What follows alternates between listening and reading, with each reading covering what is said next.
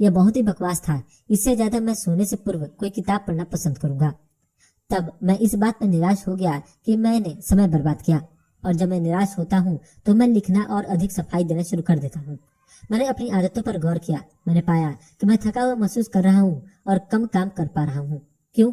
उत्तर था व्यायाम। दरअसल इसकी कमी। अप्रैल तक मैंने फोकस दूसरी ओर लगाया, अपने शारीरिक आकार को वापस पाने की ओर, और तब मैं यही कर रहा हूँ। और अगर आप भी अपने शरीर को फिट रखना चाहते हैं तो यह जरूरी है कि आप यह समझें कि आपका लक्ष्य क्या है। उदाहरण के लिए, मैं 6 फुट 3 इंच का हूँ और मेरा वजन 82 किलो है, लेकिन इसका कोई मतलब नहीं है। कुछ आम पैमाने जैसे बीएमआई बिल्कुल बेकार है, क्योंकि इनसे आपकी शक्ति का पता नहीं चलता। सच कहूँ तो मैं पैमानों या शरीर में चर्बी के प्रतिशत की परवाह नहीं करता, बल्कि मैं अपनी फिटनेस और यह देखता हूँ कि किस प्रकार यह मेरे दैनिक जीवन को प्रभावित करता है। जब मैं अच्छी शेप में होता हूँ तो मैं यह कर सकता हूँ। बिना आराम किए मैं 10 किलोमीटर दौड़ सकता हूँ। ज्यादा वेट उठाने के लिए bench press, squat, deadlift, chest press को ही अधिक महत्व दिया जाता है। बेंच प्रेस 8 बार करता हूँ, जिसमें बड़ी और हैवी प्लेटलेट से भरे हुए बारबेल को उठाना होता है। कम से कम 12 पुलअप्स करता हूँ। यह किस बात पर निर्भर है? मेरे शरीर और मेरे अनुभव पर। फिटनेस के कोई सामान्य नियम नहीं है। आपको अपना लक्ष्य निर्धारित करना होगा। मेरे लिए फिटनेस का मतलब है कि व्यक्ति कम से कम अपने वजन के बराबर कोई चीज उठा या धकेल सके। इससे आपको अपनी डेली लाइफ के काम ठीक ढंग से करने में आसानी होती है। जब आप फिट है तो आप में ज्यादा ऊर्जा और एकाग्रता की क्षमता होगी। अपना फिटनेस लक्ष्य जानना चाहते हैं? फिटनेस और स्वास्थ्य के बारे में किताबें पढ़िए, यूट्यूब वीडियोस देखिए, विशेषज्ञों से सलाह लीजिए और फिर अपने लिए, न कि 21 साल के बॉडी बिल्डर के लिए, उपयुक्त कार्यक्रम तय कीजिए। और जरूरी नहीं कि आप वजन ही उठाए। ऐसा काम ढूंढिए जिसमें आपको आनंद आए और इसे करना आपके लिए शारीरिक चुनौती भी हो। कड़वी सच्चाई यह है कि अगर आप अपनी शक्ति और सामर्थ्य को इस्तेमाल नहीं करेंगे तो वह चली जाएगी, लेकिन इसका अर्थ यह नहीं है कि आप इसकी उपेक्षा करें। यह भी वही तर्क फिर बैठता है जो कि एक जिग जैगलर ने मोटिवेशन के महत्व को स्थापित करने के लिए दिया था। लोग अक्सर कहते हैं प्रेरणा का असर देर तक नहीं रहता। ठीक है, लेकिन नहाने का असर भी तो देर तक नहीं रहता। इसलिए तो हम रोज नहाने की सलाह देते हैं। इसलिए अगर आप रोज एक्सरसाइज नहीं कर रहे हैं तो आप अपने लिए अच्छा नहीं कर रहे हैं। जब आप कसरत करना छोड़ देते हैं तो जीवन की गुणवत्ता घटने लगती है, और अच्छा महसूस करने के लिए मीठी गोलियों की तलाश बंद कीजिए। मैं जानता हूँ कि यह सलाह हम में से बहुत लोगों को पसंद नहीं आएगी। व्यायाम कठिन है, लेकिन यही तो इसका सार बिंदु है। अच्छी जिंदगी का सबसे आसान हल आपके पास मौजूद है, आपका शरीर। तो आप इसकी उपेक्षा कर रहे हैं या इसे मजबूत बना रहे हैं? अगर आप अधिक प्रोडक्टिव बनना चाहते हैं तो शोध के अनुसार आपको ब्रेक चाहिए। क्या आप अपने दिन का अधिकतर समय अपने डेस्क पर बिताते हैं और आपको पूरे दिन एकाग्रता में दिक्कत होती है? इसका आसान सा हल है, अपने प्रोडक्टिविटी और फोकस को बढ़ाइए बिना ध्यान भटकाए। कैसे मैं और अधिक काम कर सकता हूँ? यही प्रश्न है जो अक्सर मुझे पूछा जाता है। यह मानव स्वभाव है। हम हमेशा अपने प्रोडक्टिविटी बढ़ाना चाहते हैं। मशीन के लिए यह बिल्कुल सीधा है। आप इसकी गति बढ़ा देते हैं, मशीनें दिन पर दिन अधिक तेज और बेहतर होती जाती हैं। लेकिन आपकी अपनी प्रोडक्टिविटी?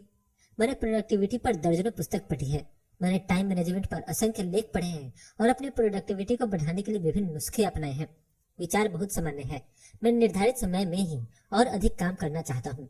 मैं किसी ऐसे शॉर्टकट या नुस्खे की तलाश में नहीं हूँ जिससे मुझे काम करना पड़े। मुझे काम करने से परहेज नहीं है। मैं जो पसंद नहीं करता वह है बिना मतलब की चीजों पर समय नष्ट करना। कभी कभी मैं एक यूट्यूब वीडियो और बूम से शुरू करता हूँ, 2 घंटे निकल जाते हैं और फिर मैं यूट्यूब से हताश हो जाता हूँ। लेकिन इसका कोई मतलब नहीं है। ये ऐसे ही है जैसे रात भर शराब पीने के बाद आप अल्कोहल पर गुस्सा करें। इसका कारण अल्कोहल नहीं, आप है। क्या आप सिर्फ एक पेग नहीं पी सकते या फिर केवल एक वीडियो नहीं देख सकते? क्या ऐसा नहीं हो सकता? मैंने हताशा को दूर करने का तरीका अपने ध्यान को दूसरी तरफ भटकाने में खोज लिया है, जिससे मेरा काम बहुत अधिक रोचक और कम तनावपूर्ण हो जाता है। हल आसान है। प्रत्येक 30 मिनट के काम के बाद 5 मिनट का ब्रेक लें।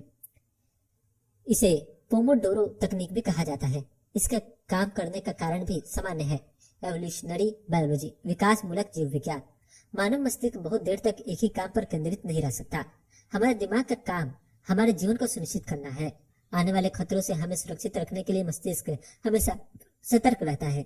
इसलिए लंबे समय तक एक ही चीज पर ध्यान बनाए रखना हमारे दिमाग के लिए कठिन होता है। इलिनोइस विश्वविद्यालय के एलेजेंद्रो लिरास द्वारा किए गए शोध के अनुसार काम को शुरू करने और बंद करने से हमें एकाग्रता बनाए रखने में मदद मिलती है। जब हम बड़ा काम कर रहे होते हैं, जैसे कि परीक्षा की तैयारी करना, प्रेजेंटेशन तैयार करना या रिपोर्ट बनाना, तो छोटी अवधि के नियमित अंतराल वाला ब्रेक लेना अच्छा रहता है। ब्रेक लेने से आपके काम की गुणवत्ता भी बढ़ती है। जब आप ब्रेक लेते हैं तो कुछ सेकंड्स के लिए आप अपने पूर्ण मूल्यांकन पर विवश होते हैं। कभी कभी आपको लगता है कि आपको गुणवत्ता बढ़ाने के लिए अपने कार्य में हेरफेर करना पड़ेगा। इसके विपरीत जब आप किसी काम में बिना किसी ब्रेक के लगे हैं तो ध्यान भटकना और काम में खो जाना आसान है। इसलिए 5 मिनट का ब्रेक 30 मिनट के काम के बराबर है। अपने ब्रेक को गंभीरता से लीजिए, इसे एक पुरस्कार के रूप में देखिए। अपने ब्रेक को टहलने में लगाइए, थोड़ा स्ट्रेच कीजिए, एक कप कॉफी पीजिए या ऐसा कुछ कीजिए जिससे आपको सुकून मिले। मैं 1 साल से अधिक समय से 30 मिनट अंतराल पर काम कर रहा हूँ। मैंने कभी बहुत सारा काम नहीं किया है, लेकिन मुझे काम अधिक मजेदार और तनाव रहित लगा। मैंने विभिन्न समय अंतरालों 25, 30 और 40 मिनट के साथ ब्रेक का उपयोग किया है और 45 मिनट पर अधिकतम। कुछ शोधों से पता चला है कि लंबे समय तक काम करना फोकस के लिए अनप्रोडक्टिव होता है। इसलिए आप इस बात पर प्रयोग कर सकते हैं कि बिना ब्रेक के लिए आप कितनी अवधि तक काम करना पसंद करेंगे। अगर आप इस विधि को परखना चाहते हैं तो कुछ और चीजें हैं जो आपकी मदद कर सकती है। 30 मिनट अंतराल के लिए किसी ऐप का प्रयोग करें। मैं टूमाइटी का प्रयोग करता हूँ। प्रत्येक 30 मिनट के अंतराल के लिए एक टास्क आवंटित कीजिए। अपने ब्रेक को छोड़िए नहीं। ब्रेक के दौरान अपने ईमेल मत चेक करिए। 4 अंतरालों के बाद 15 मिनट का ब्रेक लीजिए। जब आप 30 मिनट की कार्य अवधि में हैं, तो व्यवधानों या छद्म आपातकाल आने पर काम मत छोड़िए। प्रतिदिन का लक्ष्य निर्धारित कीजिए। उदाहरण के लिए 10 गुना 30 मिनट का अंतराल 300 मिनट के उत्पादक कार्य में परिणत होगा। इतने सारे कोलाहल के बीच ब्रेक लेना भूल जाना आसान है। आपको प्रोडक्टिविटी के बारे में और लेख पढ़ने की आवश्यकता नहीं है। इसके बदले आप एक ब्रेक ले लीजिए। कभी कभी हम फहरिस्त या प्रोडक्टिविटी की उलझनों में खो जाते हैं, लेकिन सच्चाई यह है कि आप अपनी प्रोडक्टिविटी को बढ़ाने के लिए कुछ भी कर लें, काम तो आपको फिर भी करना ही पड़ेगा। इसलिए अपने आप को रिचार्ज करने के लिए 5 मिनट का ब्रेक ले ही लीजिए। आपको पता नहीं कि आप क्या चाहते हैं। इन 7 यूनिवर्सल स्किल को सुधारें। सफलता कैसे दिखती है? अपने जीवन से आप क्या चाहते हैं? आप किस तरह का करियर चाहते हैं? ज्यादा उत्तर मिलेंगे, मुझे नहीं पता। और क्या आप जानते हैं, इसमें कुछ भी गलत नहीं है, लेकिन फिर भी हम सोचते हैं कि दुनिया में इससे बुरी बात कोई और नहीं है कि हमें पता ही नहीं कि हम जीवन में करना क्या चाहते हैं। हम कहते हैं, हे भगवान, मैं नहीं जानता कि मुझे क्या चाहिए, और फिर हमें घबराहट होने लगती है। सच कहूँ तो यह हम सभी के साथ होता है, खासतौर पर तब जब आप अपने किसी पुराने कॉलेज के मित्र से मिलते हैं जिसकी नई नई शादी हुई हो, या आप कोई कलीग हो जिसने आपके साथ ही नौकरी शुरू की थी लेकिन उसका हाल ही में प्रमोशन हो गया हो। यह उन कमजोर क्षणों में होता है जब हम अपने जीवन की अनिश्चितता पर गौर करते रहते हैं। मेरी सोच की सबसे बड़ी गलतियों में से एक था जब मैंने जानना चाहा कि मैं वाकई में अपने जीवन में क्या बनना चाहता हूँ। सच्चाई यह है कि कोई भी यह नहीं जानता कि वह वास्तव में चाहता क्या है। अनिश्चितता को स्वीकार करें। आपको कल एक गाय मार दे तो आप मर सकते हैं। शेयर बाजार में आप अपनी आधी पूंजी गंवा सकते हैं। आपके घर में आग लग सकती है। मुझे आपको यह सब बताने की जरूरत नहीं है, लेकिन हमें यह समझना चाहिए कि हमारे पास जिंदगी के ज्यादातर सवालों के जवाब नहीं है। क्या आप स्वस्थ रहेंगे? क्या शेयर मार्केट गिरेगा? क्या आपका व्यापार फलता फूलता रहेगा? कोई नहीं जानता। यह जीवन की खूबसूरती है। एलेनोर रूजवेल्ट ने इसे बेहतर ढंग से कहा है, अगर हम जीवन का पूर्वानुमान लगा पाते तो यह जीवन ही नहीं रह जाता और नीरस हो जाता। कुछ लोग मुझसे पूछते हैं, आप इतनी सारी किताबें क्यों पढ़ते हैं? आप जो भी पढ़ते हैं उन सब पर अमल तो नहीं कर सकते। वे सही है, मैं ऐसा नहीं कर सकता, फिर भी मैं तमाम तरह की विभिन्न विषय की पुस्तकें क्यों पढ़ता हूँ? जीवन में एक क्षण ऐसा भी आ सकता है जब मुझे किसी विशिष्ट विषय पर जानकारी की जरूरत हो, और उस एक समय मुझे ऐसी ही जानकारी की जरूरत पड़े जिससे कि मेरी पूरी जिंदगी का कुल मतलब ही बदल जाए। मैं आपको एक उदाहरण देता हूँ। 2015 में जब मेरे दोस्तों और शुभ चिंतकों ने कहा कि मुझे प्रोडक्टिविटी, जीवन और व्यवसाय के बारे में अपने विचार दूसरों से साझा करने चाहिए, तो मैं गंभीरता से ऐसा करने के बारे में सोचने लगा। लेकिन दूसरों से अपने ज्ञान साझा करने के कई तरीके हैं। आप समूहों को प्रशिक्षण दे सकते हैं, संगोष्ठियां आयोजित कर सकते हैं, व्यक्तिगत रूप से कोचिंग दे सकते हैं, यूट्यूब के लिए वीडियो बना सकते हैं, सम्मेलनों में भाषण दे सकते हैं। संभावनाएं अंतहीन है, लेकिन चूंकि मेरी रुचि लेखन में है और मैंने इसके बारे में पहले काफी कुछ पढ़ रखा है, तो मैंने महसूस किया कि मुझे लिखित विचारों से ही शुरू करना चाहिए। मेरे लिए यह सबसे आसान तरीका था। मैंने वेबसाइट बनाने के बारे में भी सब कुछ सीख रखा था, इसलिए शुरुआत करना बहुत आसान था। दरअसल मैंने हर दिन एक वेबसाइट बनाई और 1 महीने तक प्रतिदिन लिखता रहा। नतीजा, एक किताब और ढेर सारे लेख। अपनी दिशाएं जानिए, मंजिल नहीं। जब मैंने लेखन और वेबसाइट बनाने के बारे में कुछ साल पहले पढ़ा, मुझे मालूम नहीं था कि इस ज्ञान का उपयोग मैं अपने ही ब्लॉग में करूंगा। सच में मुझे पता ही नहीं था कि मैं क्या चाहता हूँ। मैं केवल यह जानना चाहता था कि मुझे किस दिशा में जानना है। मैं जानता था कि मुझे कुछ करना है और ऐसा काम करना है जिसे करने में मुझे मजा आए। इसलिए यह जानना जरूरी नहीं है कि निश्चित रूप से आप अपनी जिंदगी के साथ क्या करना चाहते हैं। लोग बदलते हैं, अर्थव्यवस्था बदलती है, इसलिए यह स्पष्ट दावा करना ठीक नहीं है कि मैं जानता हूं कि मुझे क्या करना है। प्रत्येक व्यक्ति को केवल यह पता होना चाहिए कि उसे किस दिशा में जाना है, इस बात की दृष्टि कि आप कहाँ जाना चाहेंगे। देखिए, आपको निश्चित दिशा का पता होना जरूरी नहीं है। आपने ऐसे लोगों के बारे में पढ़ा होगा जो कहते हैं कि उन्हें हमेशा से पता था कि उन्हें क्या करना है, लेकिन वह जनसंख्या का एक छोटा सा हिस्सा है। मैं ऐसे किसी व्यक्ति से कभी नहीं मिला। हमें से ज्यादातर लोगों में पहले दिन से ऐसा आत्मविश्वास नहीं होता है जो समय के साथ बढ़ता है। अगर आप कह नहीं पा रहे हैं कि आपको किस दिशा में जाना है, तो फिर यह अपने आप ही आपका नंबर 1 लक्ष्य हो जाता है, यह तय करना कि आपको जाना कहाँ है। यही सलाह जे अब्राहम अपनी पुस्तक getting everything you can out of all you have what में भी देते हैं। आपकी पहली प्राथमिकता इस बात की पहचान करना होना चाहिए कि आप क्या चाहते हैं, और इसके बाद यह सुनिश्चित करें कि जो रास्ता आप चुन रहे हैं वह उसी तरफ जाता है। इससे अधिक दुखदायी कुछ नहीं होगा कि आप 75 या 80 साल का हो जाए और फिर अफसोस करें कि आपने गलत लक्ष्य का पीछा क्यों किया। ऐसे हुनर पर काम करें जो हमेशा काम आए। जब आप सभी के कामों के बारे में विचार कर रहे हैं तो अपने समय घंटों टीवी देखने, शराब पीने या जंक फूड खाने में बर्बाद न करें। अपने समय का सदुपयोग करें। ऐसा हुनर सीखें जिस पर आप भरोसा कर सके। कुछ प्रेरणा चाहिए। यहाँ कुछ ऐसे हुनर दिए गए हैं जिन पर मैं लगातार काम कर रहा हूँ। पहला, आत्म अनुशासन। अपने मन में चल रही नकारात्मक बातों को न सुने। अपने बिस्तर से बाहर निकले, जिम जाए, मैं करना नहीं चाहता को न सुने। दूसरा, व्यक्तिगत प्रभाव। यह सीखे कि आप अपने जगह रहने के 16 से 18 घंटों का अधिकतम उपयोग कैसे कर सकते हैं। ज्यादा काम करें, प्रभावशीलता के साथ काम करें। तीसरा, संचार।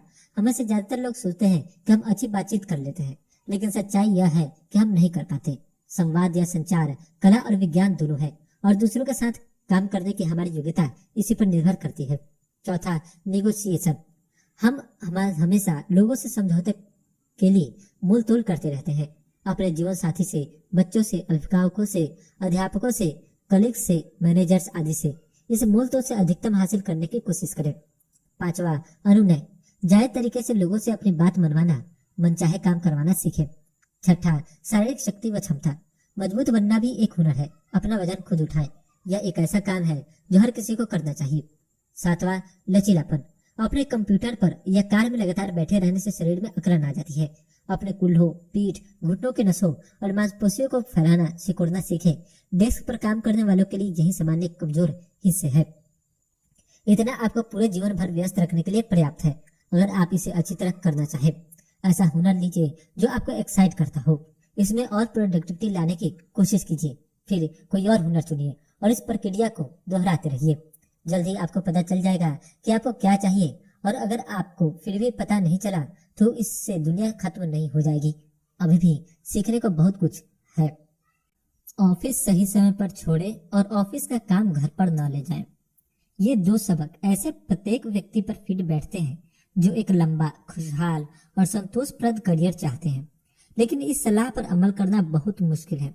इस हकीकत को जानने में मुझे अपने करियर के 6 साल लग गए, और अब भी मुझे अपने आप को यह याद दिलाना पड़ता है कि काम से अधिक महत्वपूर्ण जीवन है। लगभग हर जगह जहां मैंने पहले काम किया है वहां परसेप्शन हिडीसेलिटी का कल्चर था। इसका अर्थ है दिखावा कम होने से अधिक महत्वपूर्ण है। दूसरे शब्दों में, कोई व्यक्ति जो ऑफिस में सबसे अधिक समय तक रुकता है सबसे अधिक काम करने वाला लगता है। अब ये सच भी हो सकता है, लेकिन इसका कोई मतलब नहीं है। हम सभी जानते हैं कि सिर्फ परिणाम ही महत्वपूर्ण है, लेकिन हम सभी दिखावे की चीजों जैसे कि मीटिंग्स में भाग लेना, ऑफिस में अधिक समय देना और ईमेल का तत्परता से जवाब देने पर जोर देते हैं। यह दुखद स्थिति है। अपने फैमिली बिजनेस में हम इस बात पर जोर देते हैं काम पूरा होने के बाद लोग चले जाएं। हमने सिर्फ यह जाना है कि कोई कितने घंटे काम कर रहा है, इसके बजाय प्राथमिकताओं पर ध्यान देना एक बेहतर पैमाना है। और भी लोग यह कहने से हिचकते हैं कि मैंने अपने सभी जरूरी काम निपटा लिए हैं, मैं घर जा रहा हूँ। मुझे मालूम है जब आप एक समूह में काम कर रहे हैं तो आप चाहते हैं कि दूसरे को बुरा न लगे या फिर यह ठीक नहीं है, लेकिन पहले आप यह सोचिए कि आप काम क्यों कर रहे हैं। आप यहाँ अपना योगदान देने के लिए हैं, अपनी खुद की कंपनी में या फिर वह कंपनी जिसमें आप काम कर रहे हैं। अधिक समय तक काम करना अनप्रोडक्टिव है। अब मुझे यकीन है कि लोग दिन के 10 घंटे आपके पास रहना पसंद करेंगे, लेकिन इसका मतलब यह नहीं है कि आप इतनी देर रुके कि वह अनप्रोडक्टिव साबित हो। यही मुख्य कारण है कि हम 9 या 10 घंटों के कार्यकाल की सीमा समाप्त कर दी है। यह बेकार है। शोध की एक बड़ी संस्था ने साबित किया है कि अधिक समय तक काम करना प्रोडक्टिविटी के प्रतिकूल है। अत्यधिक कार्य करने से जो तनाव होता है उससे अवसाद, अनिद्रा, स्मृति लोप, यहाँ तक कि हृदय रोग हो सकता है। अब पता चला आपको? इसलिए काम करने का मेरा पहला नियम है समय पर ऑफिस छोड़े। एक दिन मैं अपने गुरु से इस बात पर चर्चा कर रहा था कि हमें अपने जॉब से कितना प्यार करना चाहिए। उन्होंने कहा, मैंने तो अपने जीवन में कोई ऐसी नौकरी की ही नहीं जिससे मैं प्यार न करता रहा हूँ। यह मेरे जीवन की सबसे अधिक संतोष देने वाली चीज है। लेकिन जैसे कि मेरी माँ हमेशा कहती है, अच्छाई की अति होना भी बुरा है। मेरा विश्वास है यही बात काम के लिए भी सच है। अब मैं इसकी ओर बात नहीं करूंगा। मुझे गलत मत समझिए, मैं बेतहाशा काम करता हूँ, हमेशा किया है, लेकिन बहुत लंबे समय तक नहीं करता। कठिन परिश्रम की कला यह है कि आप जाने कि इससे समाप्त कब करना है। लेकिन जैसा कि मेरे गुरु ने कहा, यह बहुत कठिन है। मेरी सबसे बड़ी समस्या यह थी कि मैं बहुत काम करता था। मैं 7 बजे सुबह घर से निकलता था और 11 बजे रात में वापस लौटता था। यह बहुत ज्यादा है। आप खुद को बहुत अधिक काम करने से बचाएं और बिल्कुल सीधी बात है, बस समय पर ऑफिस छोड़ दीजिए। चाहे आप अपनी नौकरी से प्यार करते हो या नहीं, इसे कोई मतलब नहीं है। जब घर जाने का समय हो चले जाइए। कोई भी आपसे 24 घंटे 7 दिन कार्यालय में रहने की अपेक्षा नहीं रखता। यह केवल आपका अपना ईगो है। सच्ची बात तो यह है कि कल भी ऑफिस यहीं रहेगा, आपके कलीग भी जिंदा रहेंगे, आपकी कंपनी दिवालिया नहीं हो जाएगी। काम परिणाम प्राप्त करने के लिए किया जाता है। अगर आप इसे दिन के 6 से 8 घंटों में नहीं कर सकते तो आप दक्ष नहीं है। इसलिए ओवर टाइम करने के बजाय आप व्यक्तिगत कौशल बढ़ाने पर कोई किताब पढ़िए या प्रोडक्टिविटी पर ट्रेनिंग लीजिए। अपना काम ऑफिस में ही छोड़े, लेकिन सिर्फ आप घर जाइए। ऑफिस का काम अपने साथ घर न लाइए, इससे सारा उद्देश्य ही विफल हो जाएगा। डिनर के समय फोन पर आपका डील फाइनल करना कोई भी पसंद नहीं करेगा। आप घर पर रहकर भी लगातार काम करने के बारे में ही सोच रहे हैं तो आप कोई अपनी मदद नहीं कर रहे हैं। थोड़ा आराम कीजिए, कुछ जिम्मेदारियां निभाइए, अपने पार्टनर के लिए खाना बनाइए, आप बच्चों को घुमाने ले जाइए, कुछ भी कीजिए। देखिए, खुशहाल जीवन जीना बहुत ही आसान है। यह सब आपके वश में है। हम यह तय कर सकते हैं कि क्या चीज हमें खुश रख सकती है। मैंने अपनी डायरी में मार्कस ओरेलियस का यह कथन याद रखने के लिए लिख रखा है, जिंदगी को खुशहाल बनाने के लिए बहुत थोड़ी चीजों की जरूरत होती है। यह सब कुछ आपके भीतर है, आपके सोचने के तरीके में निहित है। हम सभी जानते हैं कि अपने आप में पैसा, कामयाबी, शोहरत या पहचान हमें खुशी नहीं देती, फिर भी हम इन्हें पाने के लिए बहुत मेहनत करते हैं और ये मेहनत भी हमें खुश नहीं करती। फिर हम क्यों इतने काम करते हैं जिससे हमें कष्ट होता है? यह हमारा अहम हो सकता है या फिर हम इसे छोड़ नहीं पाते। हर व्यक्ति के लिए यह अलग है। मैं कारणों की चिंता नहीं करता, मैं केवल इतना जानता हूँ कि बहुत ज्यादा काम से जीवन की गुणवत्ता और काम पर नकारात्मक असर पड़ता है। यह मायने रखता है कि हम खुद की बेवकूफियों से अपने आप को सुरक्षित रखें। हम बच्चों के समान हैं, हमें खुशहाल और सुरक्षित रहने के लिए नियमों की जरूरत पड़ती है। यह मायने रखता है कि हम खुद की बेवकूफियों से अपने आप को सुरक्षित रखें। हम बच्चों के समान हैं, हमें खुशहाल और सुरक्षित रहने के लिए नियमों की जरूरत पड़ती है। इसलिए काम का पहला नियम है कि हम समय पर ऑफिस छोड़ें। दूसरा नियम है ऑफिस का काम घर पर न ले जाएं। और तीसरा नियम, अभी उसकी चिंता करने की जरूरत नहीं है, इसकी चर्चा फिर कभी करेंगे। अब मेरे घर जाने का समय है। निरंतरता का मूल मंत्र है प्रतिदिन 0.1% का सुधार करें। क्या आप कभी उन चीजों के बारे में चिंता करते हैं जो आपके नियंत्रण में नहीं है? यदि करते हैं तो आइए हमारे ग्रुप में शामिल हो जाइए। यह हम सबके साथ होता है। लेकिन चिंता करना समय और ऊर्जा की बर्बादी है। इस स्थिति की कल्पना कीजिए, आपने अपने दफ्तर में कोई गलती की जिससे आपका क्लाइंट नाराज हो गया। हो सकता है कि आपने किसी को गलत ईमेल भेज दिया हो। शायद आप कोई समस्या हल करना भूल गए हो। इससे मतलब नहीं कि क्या हुआ। कल्पना कीजिए कि दफ्तर में कोई गंभीर गलती हो गई। क्या होता है जब आपको पता चलता है? क्या आपको तनाव होता है, असहज महसूस होता है, अपने आप को दोष देते हैं, दूसरों को दोष देते हैं, सोचते हैं कि आपके करियर का खात्मा हो गया? जब चीजें गलत होती हैं तो अपने सबसे बड़े दुश्मन हम खुद बन जाते हैं, क्योंकि हम ऐसी चीजों पर फोकस करते हैं जो हमारे नियंत्रण में नहीं है। इन चीजों के बारे में पढ़ना और बात है, लेकिन इन्हें अमल में लाना कुछ और। क्योंकि जब अचानक कोई हादसा होता है तो घबराहट होना आम बात है। सोचने के बजाय हम एक कदम पीछे हटे और उन पर ध्यान दें जो चीज आपके नियंत्रण में है। आपके नियंत्रण में क्या है? मूल रूप से अपने कार्यकलापों और मानसिकता पर ही हमारा नियंत्रण होता है। हम तय करते हैं अपनी इच्छाएं, रवैया, निर्णय, इच्छा शक्ति, बस यही है। इसके अलावा और किसी चीज पर हमारा नियंत्रण नहीं है। इसलिए इस बात का कोई मतलब नहीं है कि हम उन चीजों की चिंता करें जो इस लिस्ट में नहीं है। यह स्टोइक फिलॉसफी एक्सरसाइज यानी स्थिर दर्शन अभ्यास है और यह सदियों से होता आया है। और सबसे बढ़िया जो आप कर सकते हैं वह यह है कि आप इसे अपने जीवन में तत्काल लागू कर दें। आगे जब भी आप अपने आप को किसी चिंता की स्थिति में पाते हैं तो आप उन चीजों पर फोकस करें जो आपके नियंत्रण में है। मायने यह रखता है कि आप सही काम करें। बस यही काम है जो हम कर सकते हैं। परिणामों पर हमारा नियंत्रण नहीं होता। समझे आप? कोई गलती की, इसे ठीक करें। कोई गलत काम हो गया, इसका हल निकालिए। और जब चीजें खराब हो जाएं तो कभी आश्चर्यचकित न हो, बल्कि अपेक्षा रखिए कि ऐसा होगा। इस तरह आप कभी असावधान नहीं होंगे। इसी तरह जब आप बदकिस्मती के शिकार हो, शिकायत मत कीजिए यह मेरे साथ ही होना था, बल्कि इसे स्वीकार कीजिए और फिर इसका हल ढूंढने पर अपनी ऊर्जा लगाइए। हमेशा सकारात्मक मानसिकता के काम कीजिए। इस अभ्यास से प्रोडक्टिविटी कैसे बढ़ती है? मुझसे अक्सर पूछा जाता है फिलॉसफी का प्रोडक्टिविटी से क्या संबंध है? तो अगर आप प्रोडक्टिविटी बढ़ाना चाहते हैं तो सबसे महत्वपूर्ण है निरंतरता। प्रोडक्टिविटी कोई यूरोका आपकी बहुत बड़ी उपलब्धि वाला क्षण नहीं है जिसके लिए आप सारी रात जश्न मनाएं या दिन भर रेड बुल पिए। यदि आप जीवन में पाना चाहते हैं तो अपनी दैनिक प्रगति का लक्ष्य बनाएं। आपको रोज कसरत, पढ़ाई, काम, सीखना और अध्ययन हर दिन करना है। अनियमितता परिणामों के दुश्मन है और इसीलिए अपनी दिमागी मजबूती के लिए मैं स्टोइक व प्रैग्मैटिज्म फिलॉसफी का अभ्यास करता हूँ। यह मेरे व्यक्तिगत प्रोडक्टिविटी तंत्र का हिस्सा भी है जिसमें प्रोक्रेस्टिनेशन का कोई स्थान नहीं है। मैं उतार चढ़ाव पसंद नहीं करता क्योंकि इससे प्रोडक्टिविटी प्रभावित होती है।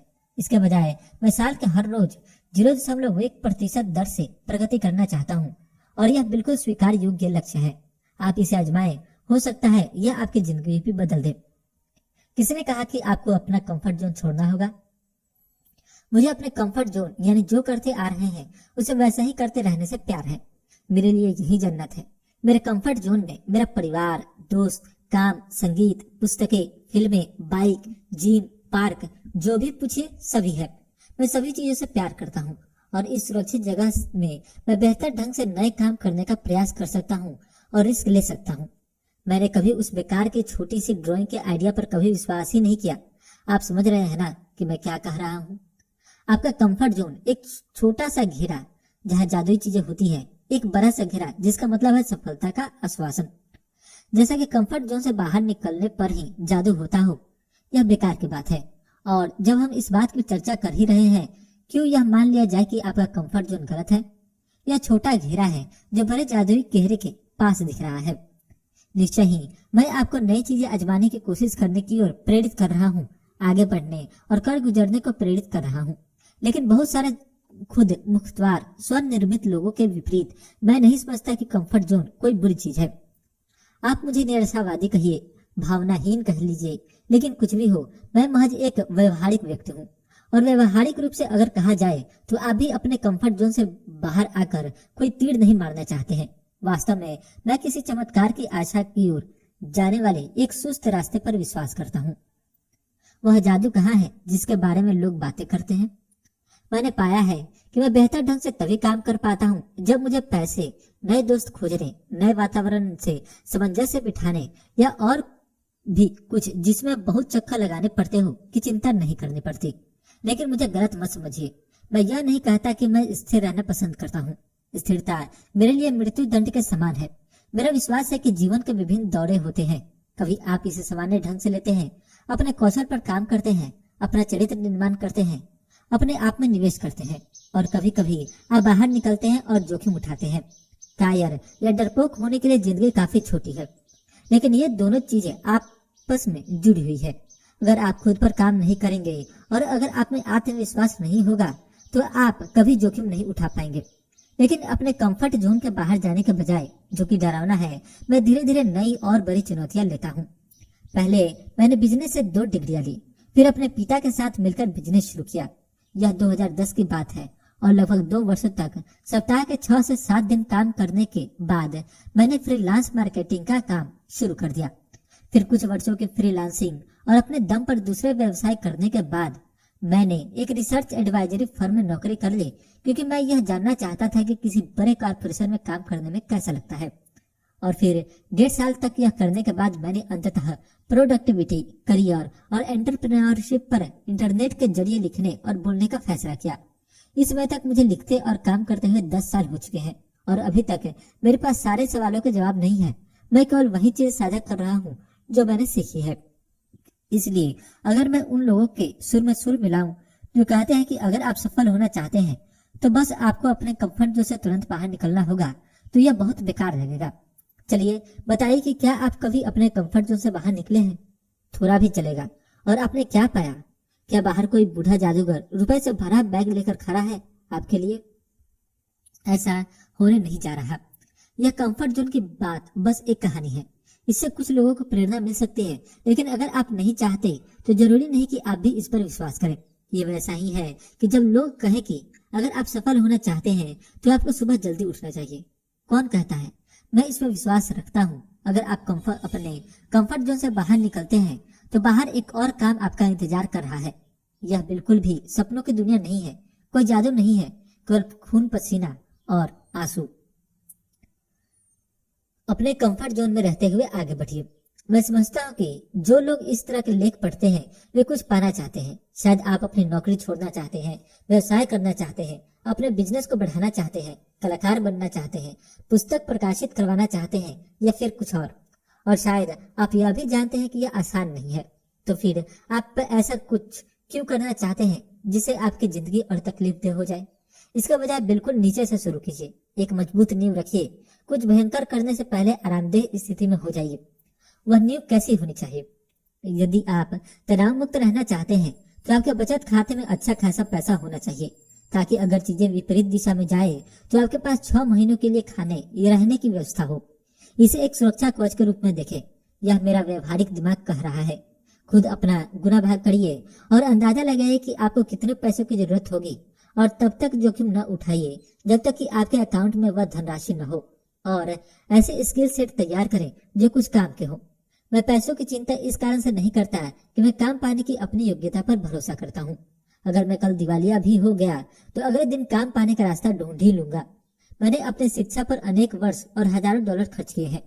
प्रश्न है, मेरी स्किल्स क्या है? मैं किस तरह दुनिया को अपनी योग्यता का फायदा पहुंचा सकता हूँ? किस तरह की समस्याएं आप हल कर सकते हैं? कुछ अन्य चीजें तो आपकी नींव को पूर्णता देती है। पहला, परिवार। अगर आपके पास परिवार नहीं है तो बसाइए। दूसरा, दोस्त। आप हर किसी से दोस्ती नहीं कर सकते। कुछ ऐसे दोस्त बनाइए जो वक्त बे वक्त काम आए। तीसरा, आप स्वयं। सियाज अपने शरीर और दिमाग को विकसित करें। हर रात कुछ और मजबूत और कुछ और दम समझदार होकर बिस्तर पर जाएं। अंत में वह बनने की कोशिश मत करिए जो आप हैं नहीं। अगर आप अंतर्मुखी है तो ऐसा मत जताइए कि आप बॉयलर रूम में भी काम कर सकते हैं। अगर आप बहिर्मुखी है तो यह मत दिखाइए कि आप अकेले में काम कर सकते हैं।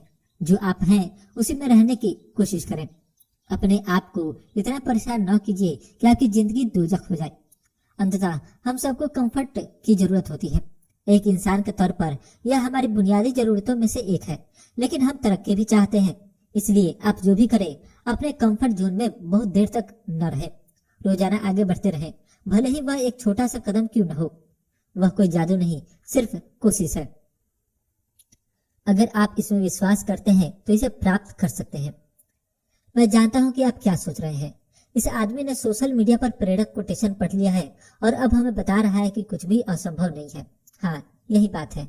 मैं समझता हूँ कि दुनिया में प्रेरक लेखों, किताबों, वीडियो या फेसबुक पोस्ट की कोई कमी नहीं है। आपको मंडे मोटिवेशन के एक और डोज की जरूरत नहीं है। आप जानते हैं क्यों? क्योंकि इस तरह की प्रेरणा व्यवहारिक नहीं है। इससे कुछ नहीं होगा। यह बिल्कुल रेड बुल पीने जैसा है। इसका नशा जल्दी ही उतर जाता है। दूसरी ओर विश्वास एक ऐसा हथियार है जो बहुत ही उपयोगी है। अधिकतर लोगों द्वारा इसका इस्तेमाल बहुत कम किया जाता है। समस्या यह है कि हम में से ज्यादातर लोगों में विश्वास की कमी होती है, और जब मैं विश्वास के बारे में बात करता हूँ तो मैं व्यवहारिक दृष्टिकोण से इसकी बात करता हूँ। मैं आशा या आस्था की बात नहीं करता। मैं इस बात में विश्वास नहीं करता कि आप अच्छा होने की आशा रखें। चुपचाप बैठ जाएं और अच्छा घटित होने की प्रतीक्षा करें। आशा जीवन की रणनीति नहीं है। मैं एक व्यवहारिक व्यक्ति की तरह तथ्यों को देखने के बाद निष्कर्ष पर पहुंचना पसंद करूंगा। आप पसंद करें या नहीं, आपके मस्तिष्क में जो कुछ भी चल रहा होता है वो सिर्फ इसलिए कि आप उस पर विश्वास करते हैं। जीवन व्यर्थ है। मैं किसी काम का नहीं हूँ। मुझे कभी अपनी पसंद की नौकरी नहीं मिल सकती। कोई मुझे प्यार नहीं करता। मैं कभी सफल नहीं हो पाऊंगा। देखा, आप यह सब कुछ इसलिए सोच रहे हैं क्योंकि आप इन बातों में विश्वास करते हैं। व्यवहारिकता से जुड़ी शुरुआती हस्तियों में से एक विलियम जेम्स ने इसे बेहतरीन ढंग से कहा है, विश्वास वास्तविकता के निर्माण में मदद करता है। विश्वास ऐसा व्यवहारिक उपकरण है जिसे आप वास्तविकता को आकार देने में इस्तेमाल कर सकते हैं। क्या आपने कभी सोचा है कि जिसमें आपका विश्वास है वही निर्णय आप लेते हैं? अपने विश्वास पर, न कि अपने दोस्तों, सहकर्मियों, परिवार या यहाँ तक कि मीडिया की राय से। आप चीजों को परखते हैं, फिर जिन चीज पर आपका विश्वास होता है आप वही निर्णय लेते हैं। इसलिए विश्वास से वास्तविकता निर्मित होती है। नहीं, जिंदगी आर केली का गीत नहीं है। आप उड़ नहीं सकते चाहे आप इसमें जितना भी विश्वास करते हो। व्यवहारिक व्यक्ति हमेशा अपने विश्वास को वास्तविकता के धरातल पर रखता है। बिना काम के आप कभी भी एक सम्मानित नेता नहीं बन सकते। अगर आप काम नहीं करते तो आपके जीवन में कभी बदलाव नहीं आएगा। लेकिन मुद्दा यह नहीं है, यह आप जानते हैं, बिना काम के कोई फल नहीं मिलने वाला। घूम फिर कर बात वहीं आ जाती है, जिस तरह की जिंदगी आप चाहते हैं उस पर आपका विश्वास है या नहीं। यह बिल्कुल ही सामान्य सी बात है। अगर आप विश्वास करते हैं, यह कहना और बात है, और बात वास्तव में विश्वास करना बिल्कुल ही अलग बात। इस बात को समझाने के लिए मैं एक व्यक्तिगत कहानी साझा कर रहा हूँ। मैंने अपनी ज्यादातर जिंदगी डर में गुजारी। इसकी शुरुआत स्कूल में हुई जब लोगों ने मुझसे कहा, अगर तुम्हारे अच्छे नंबर नहीं मिले तो किसी अच्छी यूनिवर्सिटी में दाखिला नहीं होगा, और एक अच्छी डिग्री के बिना तुम्हें कभी अच्छी नौकरी नहीं मिलेगी, और तुम ऐसे नकारा इंसान बन जाओगे जो कुंवारा ही मर जाता है। यह सुनने के बाद मेरा 17 साल का युवा मस्तिष्क पूरी तरह पैनिक मोड में चला गया। मैंने इस बेवकूफी भरी कहानी में विश्वास करना शुरू कर दिया। भला कौन नकारा बनना और कुंवारा मरना चाहता है? अपने आप पर विश्वास न करने वालों के लिए यह एक मुहावरा है, क्योंकि कहीं न कहीं यह विकल्प तो हमेशा रहता ही है। अगर आप कुछ अलग हटकर करें या जिसमें थोड़ा जोखिम भी हो तो सामान्य तर्क यह होता है कि आप बेघर हो जाएंगे। मैं ऐसे बहुत सारे लोगों से मिलता हूँ जो कहते हैं कि उन्होंने जीवन के कई महत्वपूर्ण फैसले डर के कारण लिए। आपको अपनी नौकरी पसंद नहीं है, लेकिन आप कोई दूसरा काम इसलिए नहीं खोज रहे कि कहीं आप बेघर न हो जाए। आप अपने जीवन साथी को छोड़ना चाहते हैं, लेकिन आपको डर है कि कहीं मैं अकेला ही न मर जाऊं। आप जीन जाल लगाकर पढ़ते हैं क्योंकि आपको भय है कि पढ़ाई छोड़ दे तो माँ बाप क्या कहेंगे। आप क्या करते हैं यह किसी को नहीं बताते क्योंकि आपको डर है कि लोग ताना देंगे। क्या सचमुच ऐसा होगा, या फिर यह आपके दिमाग का फितूर है? शायद बाद वाली बात ही सही है। मैं हमेशा से एक लेखक बनना चाहता था। जब मैं स्कूल में था तो अपनी गर्लफ्रेंड के लिए कविताएं लिखा करता था। ये और भाव थे, और मेरी गर्लफ्रेंड को मेरी बेतुकी कविताएं पसंद थी। सोचो तो मुझे पढ़ना पसंद था और मुझे अपने विचार कागज पर लिखने में मजा आता था। लेकिन नहीं, मेरी जिंदगी में जो भी बड़े लोग थे वो मुझे हमेशा डराने की कोशिश करते थे। तुम लेखक बनकर अपना जीवन नहीं चला सकते। वे लोग शायद सही थे। लेखन से जीविका कमाना इतना आसान नहीं है। तो क्या हुआ? जो भी बहुमूल्य है वो मुश्किल से मिलता है। यह उस समय मेरी समझ में नहीं आया, तो मैंने अपना लक्ष्य छोड़ दिया। मैंने एक सुरक्षित रास्ता पकड़ने का फैसला किया और बिजनेस में डिग्री ली। अपने इस निर्णय पर मुझे पछतावा नहीं है, क्योंकि मैंने बहुत सारी काम की बातें सीखी। लेकिन इस पूरे अनुभव ने मुझे एक भयग्रस्त प्राणी के रूप में तब्दील कर दिया, क्योंकि स्कूल के डर के माहौल के बाद मैंने अपने आप पर विश्वास करना छोड़ दिया। मैंने लिखना और पढ़ना छोड़ दिया, और यह उस समय की बर्बादी थी जिसमें मैं अपने कौशल को निखार सकता था। आप कुछ भी हासिल कर सकते हैं अगर आप इसमें विश्वास करते हैं तो। कौन सी ऐसी चीज है जिसमें आप पहले विश्वास करते थे और अब डर की वजह से नहीं करते? मैं समझता हूँ हम सभी ऐसा करते हैं। अगर आप सावधान नहीं है तो आप वहीं के वहीं रहेंगे। जहाँ तक मेरी बात है, मुझे 2-3 साल पहले ही यह समझ आया कि विश्वास ऐसी वस्तु है जो आपको लक्ष्य तक पहुँचाने में मदद कर सकती है। इत्तेफाक से मैंने व्यवहारिकता, जो कि सोचने का एक तरीका है, के बारे में पढ़ना शुरू किया और इसने मेरे सोचने के ढंग को ही बिल्कुल बदल दिया। मैंने महसूस किया कि अपने आप पर विश्वास न करना बेकार है, इसलिए मैंने यह विश्वास करने का निर्णय किया कि मैं मनचाहे जिंदगी जी सकता हूँ। यह ठीक है कि मैंने अपना खर्चा निकालने लायक पैसा लेखन से नहीं निकाल पाता था। मैंने एक बिजनेस शुरू किया और सलाहकार बन गया, लेकिन मुझे मेरे ब्लॉग से कुछ पैसा मिलने लगा। 17 साल के युवक के मुकाबले अच्छा था। अपने आप में विश्वास करना बहुत सरल है, आप भी इसे कर सकते हैं। बस यह समझिए कि विश्वास एक उपकरण है। यह विचार कोई नया नहीं है, यह सैकड़ों सालों से मौजूद है, बस लोग इसे अलग अलग नामों से पुकारते हैं। मैं इस बात को महत्व नहीं देता कि आप इसे क्या कहते हैं, लेकिन सोचिए, जब से मैंने विश्वास को एक उपकरण के रूप में लेना शुरू किया, क्या हुआ? जिन चीजों में मैं विश्वास करता था वे अब वास्तविकता में बदल चुकी है, और दूसरी चीजें जिनमें मैं विश्वास करता हूँ एक दिन वास्तविकता में बदलेंगी। मैं इतना आश्वस्त कैसे हूँ? क्योंकि मेरा मस्तिष्क इसकी कल्पना कर सकता है, और जब आपका मस्तिष्क इसकी कल्पना कर सकता है तो आप इसे प्राप्त भी कर सकते हैं। यह कोई प्रेरक उक्ति नहीं है, यह वास्तविकता है, यह आप विश्वास करते हैं। प्रतिस्पर्धा नहीं, सृजन। अगर आप सोचते हैं कि अच्छी नौकरी या बाजार में अधिक हिस्सा प्राप्त करने के लिए आपको प्रतिस्पर्धा करनी पड़ेगी, तो आप भी मेरी तरह ही गलत समझ रहे हैं। प्रतिस्पर्धा का विचार हमारे मन में उकेरा गया है। हम मानते हैं कि नौकरी पाने के लिए हमारी तरह ही संघर्ष कर रहे दूसरे लोगों से हमें प्रतिस्पर्धा करनी पड़ेगी। अगर किसी के पास नौकरी है तो इसका मतलब है कि आपको वह नौकरी नहीं मिल सकती, और यदि किसी कंपनी के बाजार में एक हद तक हिस्सेदारी है तो आपको उसके हिस्से में से कुछ हिस्सेदारी छीननी होगी। कम से कम परंपरागत सलाह तो यही है, और यही मैंने बिजनेस स्कूल में भी पढ़ा।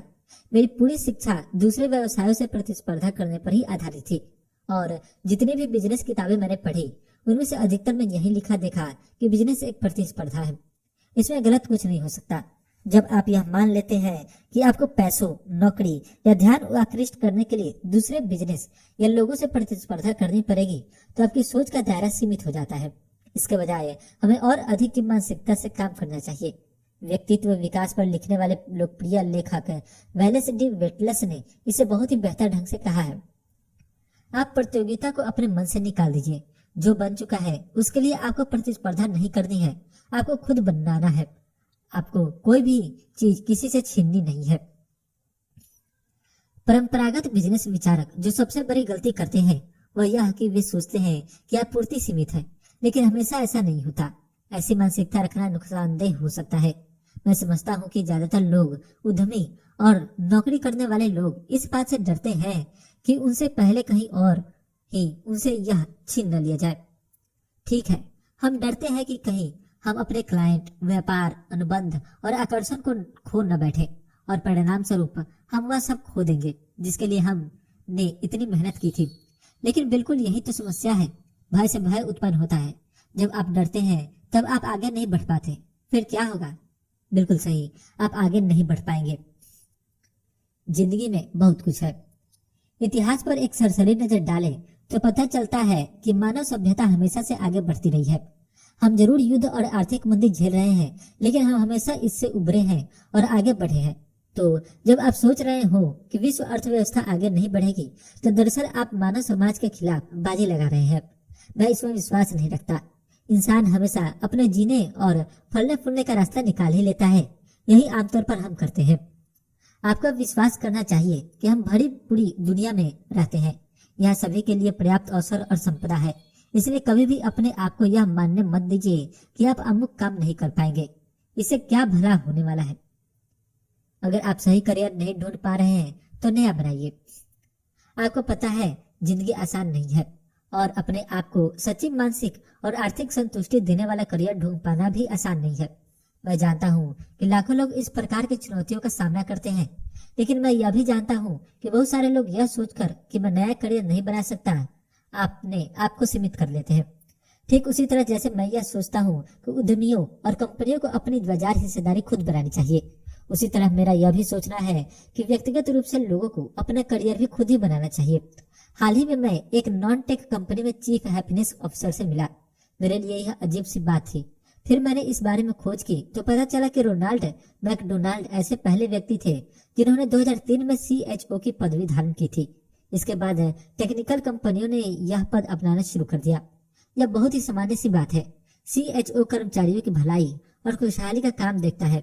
मैंने यह भी पढ़ा कि जैकपोज के CEO टोनी हेसियस भी कर्मचारियों की खुशहाली के पैरोकार थे। लेकिन यह एक बात है, परंपरागत कंपनियां सोचती है कि यह बकवास है। जिस कंपनी का मैंने ऊपर जिक्र किया है वह भी पहले ऐसा ही सोचती थी और जाहिर है कि उनके यहाँ ऐसा पद भी नहीं था। उसने मुझे बताया कि उसे इस पद का सृजन करना पड़ा। पहले कंपनियों के प्रमुख सोचते थे कि लोग आपके लिए काम सिर्फ वेतन के लिए ही करते हैं। जितना ज्यादा आप धन देंगे उतना ही अच्छा लोग आपको मिलेंगे। कुछ के लिए यह बात सही हो सकती है, लेकिन अधिक पैसे देना हमेशा बेहतर नहीं होता। बहुत सारे लोग ऑफिस के अधिक दिलचस्प होने पर ध्यान देते हैं, प्रशंसा चाहते हैं, खुश रहना चाहते हैं, और यही काम CHO सफलतापूर्वक करता है। बात यह है, इसे कोई फर्क नहीं पड़ता कि दूसरे क्या सोचते हैं। अगर आप किसी चीज में विश्वास करते हैं और अगर आप कुछ मूल्यवर्धन कर सकते हैं तो कीजिए। हमेशा ऐसे लोग मौजूद होते हैं जो कुछ इस तरह कहेंगे, किसी को इसकी जरूरत नहीं है, आपका काम बकवास है, आप अपना समय खोटा कर रहे हैं। ना कहने वालों की न सुने, उन्हें उनकी संकुचित सोच में डूबे रहने दीजिए। इसके बजाय यह कहिए, बनाइए बनाइए बनाइए। दुनिया में सभी के लिए पर्याप्त अवसर है। समस्या यह है कि ज्यादातर लोग इन अवसरों का इस्तेमाल नहीं करते। यदि आप कोई खास करियर चाहते हैं तो जाइए और इसे सृजित कीजिए। यही बात आपके बिजनेस पर भी लागू होती है और सीमित संसाधनों पर, न कहने वाले पर या किसी ऐसे कारण पर जो कि आपको इस कार्य से रोकता हो। ध्यान मत दीजिए। प्रचुरतावादी मानसिकता अपनाइए। आपको पता चलने से पहले ही आपके पास इतने अवसर होंगे कि आप समझ नहीं पाएंगे कि इतने सारे अवसरों का क्या करना है। नीदरलैंड में हम इसे लग्जरी प्रॉब्लम कहते हैं। यकीन कीजिए, यही एक ऐसी प्रॉब्लम है जिसे आप अपनाना चाहेंगे। हमारी सारी शक्ति दोहराने से आती है। हमारी सबसे बड़ी भूल अपने पेशे की मूल बातों को नजरअंदाज करना होता है। आप कुछ भी करते हो, कहीं भी रहते हो या आप कुछ भी हो, यही बात लागू होती है। जब आप अपनी उस नींव को नजरअंदाज करेंगे जिसने आपको एक अच्छा इंसान, एथलीट, दोस्त, उद्यमी, छात्र आदि बनाया है, तो आप में ठहराव नहीं होगा। यह एक बड़ा सबक है जो मैंने एथलीटों को देखकर सीखा है। जो लोग पेशेवर खेलों से जुड़े हैं वे अपने प्रदर्शन को लेकर हमेशा दबाव में रहते हैं। वर्तमान लाइट हैवीवेट चैंपियन और पूर्व ओलंपिक कुश्ती खिलाड़ी डेनियल कोरमियर को ही ले लीजिए। इस 38 वर्षीय चैंपियन का अब तक का करियर प्रभावशाली रहा है। एक कुश्ती खिलाड़ी के रूप में उसने कई गोल्ड मेडल जीते हैं। MMA में उसने 22 में से 20 कुश्तियां जीती। उसे बेहतरीन खिलाड़ियों में गिना जाता है। सबसे बड़ी बात, वह कॉम्बैक्ट स्पोर्ट्स विश्लेषक और फॉक्स स्पोर्ट्स के प्रोग्राम UFC टुनाइट का होस्ट भी है। वह बहुत ही सक्रिय व्यक्ति है। उसके अनुसार सफलता की कुंजी क्या है? आधारभूत बातों, बेसिक्स पर ध्यान देना। उसका कहना है, आप मूलभूत चीजों को ठीक किए बिना खेल की ऊंचाइयों तक नहीं पहुंच सकते। यह बात केवल खेलों तक सीमित नहीं है, यह जीवन के अन्य सभी चीजों के लिए भी सही है। लेखन, भाषण, विक्रय कला, सभी में अपने बेसिक्स को ठीक किए बिना आप अपनी पूरी क्षमता का फल नहीं पा सकते। बेसिक्स को दोहराइए, और बेसिक्स को हम उसे दोहराते रहकर ही सुधार सकते हैं। अगर आप बार बार वजन उठाने का अभ्यास कर मजबूत बनते हैं, आपका स्टेमिना एनारोबिक एक्सरसाइज के द्वारा बनता है। हम सभी यह जानते हैं, लेकिन दिमाग के बारे में आप कैसे मानसिक तौर पर मजबूत होंगे और इसका महत्व क्यों है? जवाब आसान है, सभी कुछ दिमाग से ही शुरू होता है। द वॉल ऑफ आर्ट के लेखक स्टीवन प्रेसफील्ड ने इसे अच्छे ढंग से बताया है। लंबे समय में हमें अपनी आंतरिक शक्ति को मजबूत करना शुरू करना चाहिए। यह कंप्यूटर तकनीक की तरह का कौशल मात्र नहीं है। यह आत्मनिर्भरता, स्वप्रेरण, स्वशक्तिकरण, आत्मानुशासन और आत्मनियंत्रण है। लेकिन हमेशा से मेरी चुनौती रही है, यह आप कैसे करेंगे? मैं शारीरिक रूप से मजबूत होने का तरीका जानता हूँ, और जब भी लोगों ने मुझसे कहा ये चीजें अनुभव से आती है, तो मैं हमेशा सोचता कोई बेहतर रास्ता जरूर होगा। ईमानदारी से बताइए, दिमागी रूप से मजबूत होने के लिए कौन 70 वर्ष की उम्र तक का इंतजार कर सकता है? कुछ चीजें जल्दी या तेजी से भी की जा सकती है, खासतौर पर तब जब आप बुनियादी चीजें बार बार दोहराते रहें, क्योंकि गड़बड़ यही होती है। हम समझते हैं कि हम सब कुछ जानते हैं। नौसिखिया बने रहिए। आप कितनी बार सोचते हैं, मैं यह पहले से ही जानता हूँ। अगर आप भी हम में से ज्यादातर जैसे हैं तो जवाब है अक्सर। एक बात हमें अपने आप को हमेशा याद दिलाते रहनी चाहिए कि ऐसे लोग जो हर कुछ जानने का दावा करते हैं वे अपनी जिंदगी में बड़े नाकाम साबित होते हैं।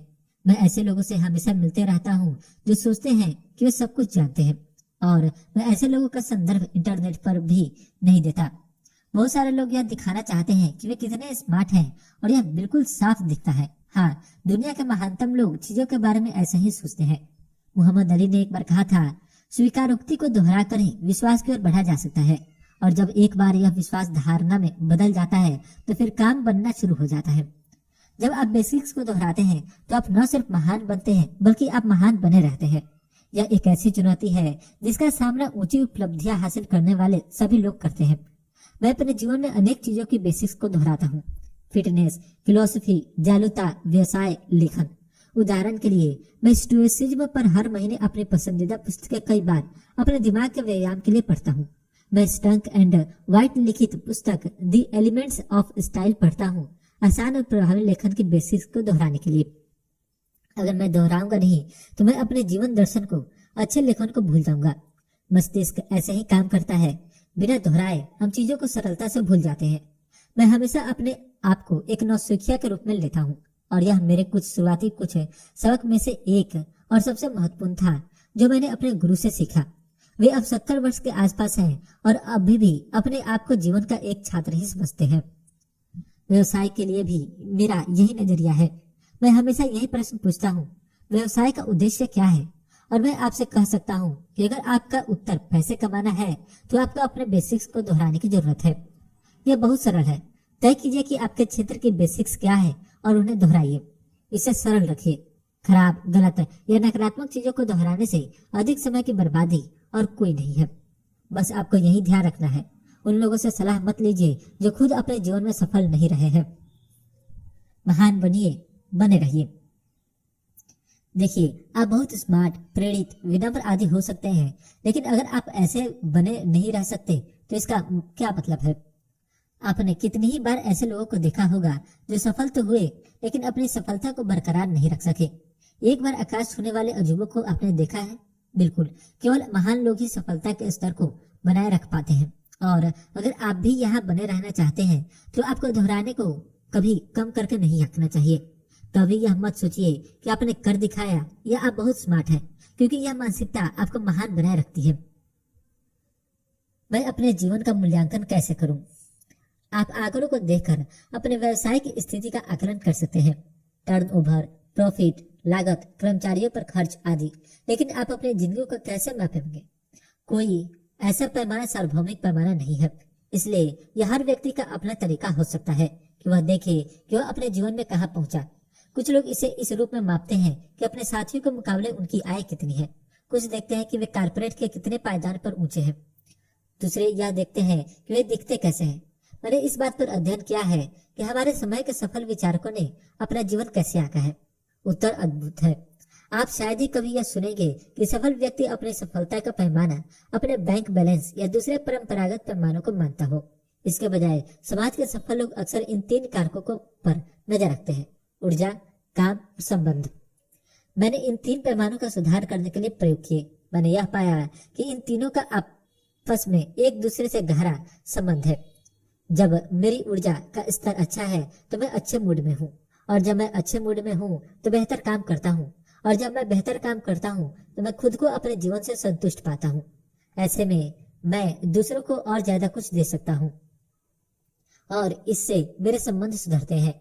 हार्वर्ड बिजनेस स्कूल के प्रोफेसर और how will you major your life के लेखक क्लेटन एम क्रिस्टेसन कहते हैं, अपने नजदीकी दोस्तों और रिश्तेदारों से ही रिश्ता ही हमारी दीर्घकालिक खुशी के लिए एकमात्र सबसे महत्वपूर्ण घटक है। जब बात संबंधों की आती है तो इसकी मात्रा से अधिक गुणवत्ता का महत्व है। हालांकि उन लोगों को चुनना आसान है जो सोशल मीडिया से प्रभावित है। मैं अभी भी इस बात को ठीक समझता हूँ। कोई इस बात की परवाह नहीं करता कि आपके कितने फॉलोवर या ऑनलाइन दोस्त हैं। वास्तविक संबंध समय के साथ प्रगाढ़ होते हैं और वे बिना शर्त होते हैं। ज्यादातर संबंध वास्तविक नहीं होते।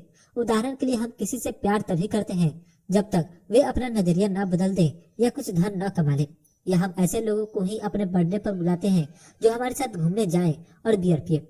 इस तरह के संबंध बेकार है। असली दोस्ती और प्यार इससे कहीं ज्यादा मजबूत होते हैं, चाहे जो हो जाए आप उनकी मदद करते ही हैं जिनसे आप प्यार करते हैं। इससे जीवन समृद्ध होता है। पहला, ऊर्जा को मापना। अपनी ऊर्जा को मापना आसान है। आपको बस इतना करना है कि आप यह देखें कि आप शारीरिक रूप से कैसा महसूस करते हैं। मैंने हाल ही में खास तौर से इसी बारे में लिखा है। मायने यह रखता है कि आप वह तरीका ढूंढें जिससे आपकी ऊर्जा बढ़ती हो। आप इसकी शुरुआत अपने आप से यह सवाल पूछकर कर सकते हैं, आज मैं क्या करूं जिससे कि मेरी ऊर्जा में उल्लेखनीय वृद्धि हो। यह कुछ ऐसे तरीके दिए गए हैं जो लगभग सभी के लिए उपयुक्त है। पहला, रोज व्यायाम करें। मैं रोज 4 बार वेट लिफ्टिंग करता हूँ, 2 बार दौड़ता हूँ और जिस दिन वर्कआउट नहीं करता उस दिन कम से कम 30 मिनट तेज चलता हूँ। दूसरा, अच्छी तरह भोजन करें। मैं किसी विशेष प्रकार के डाइट प्लान का पालन नहीं करता हूँ। मैं गोश्त, ब्रेड, पास्ता तथा मुट्ठी भर कुछ और चीजें खाता हूँ जो कि आपके लिए खराब भी हो सकती है, लेकिन मैं अच्छा महसूस करता हूँ। मैं प्रोसेस्ड फूड नहीं लेता, चीनी बहुत कम लेता हूँ और मैं इतनी कैलोरीज नहीं लेता जो मैं जला न सकूं। यह समीकरण का एक भाग है। मैं जब ये दोनों चीजें प्रतिदिन करता हूँ तो अच्छा महसूस होता है। मेरी ऊर्जा का स्तर भी अच्छा रहता है। जब मैं वर्कआउट छोड़ देता हूँ या उल्टा सीधा खाना शुरू करता हूँ तो मेरी ऊर्जा का स्तर गिरता है। जहाँ तक मुझे मालूम है यही प्रक्रिया है। आप अपनी ऊर्जा को कसरत करके और अच्छा खाकर बढ़ा सकते हैं। दूसरा, कार्य का मूल्यांकन। जब काम की बात आती है तो मैं आमदनी, सम्मान या अन्य बुनियादी पैमानों पर ध्यान नहीं देता, बल्कि मैं यह देखता हूँ कि मैं क्या कुछ सीख सकता हूँ।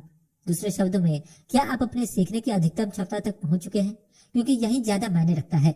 How will you major your life में क्रिस स्टेनसन ने इसे बढ़िया तरीके से कहा है।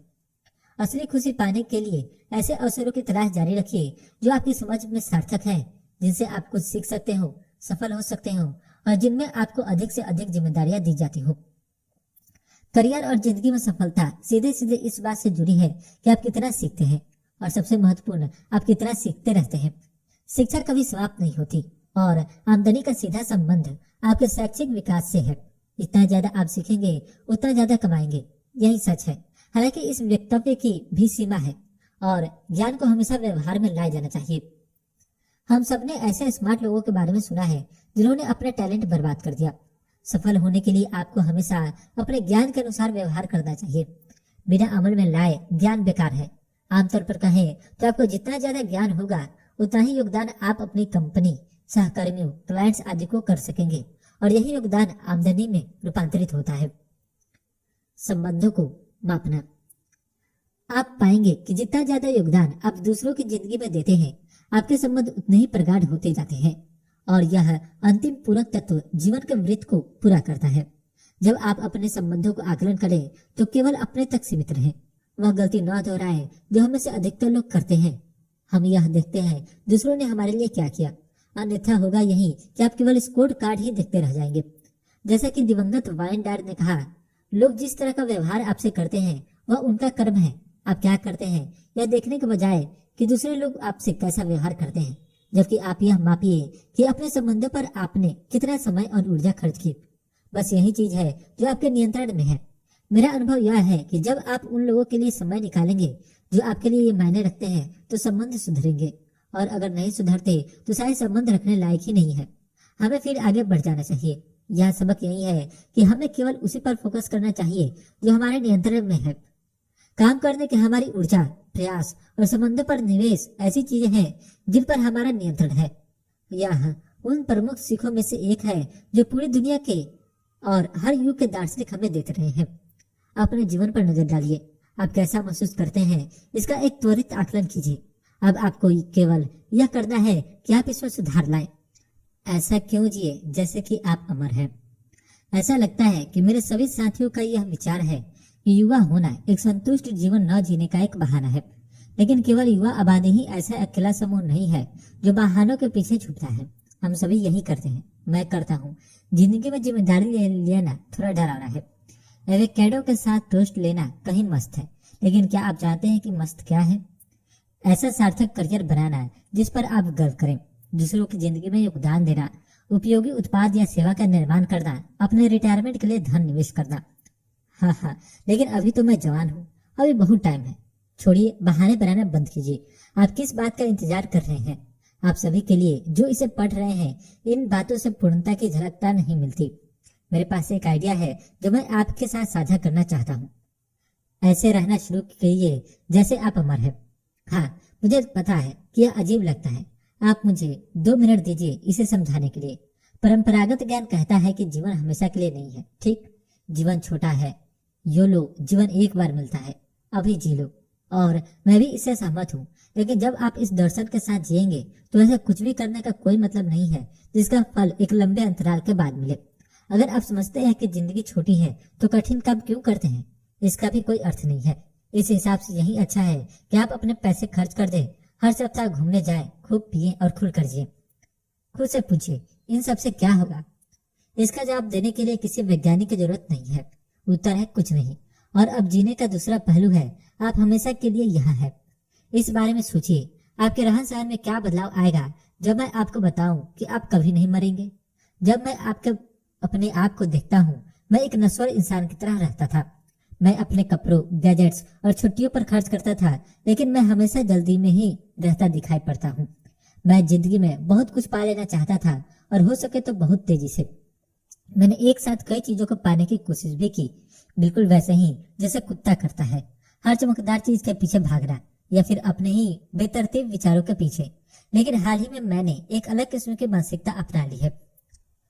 यह कुछ इस तरह का विचार है कि क्या होता यदि मैं अमर होता।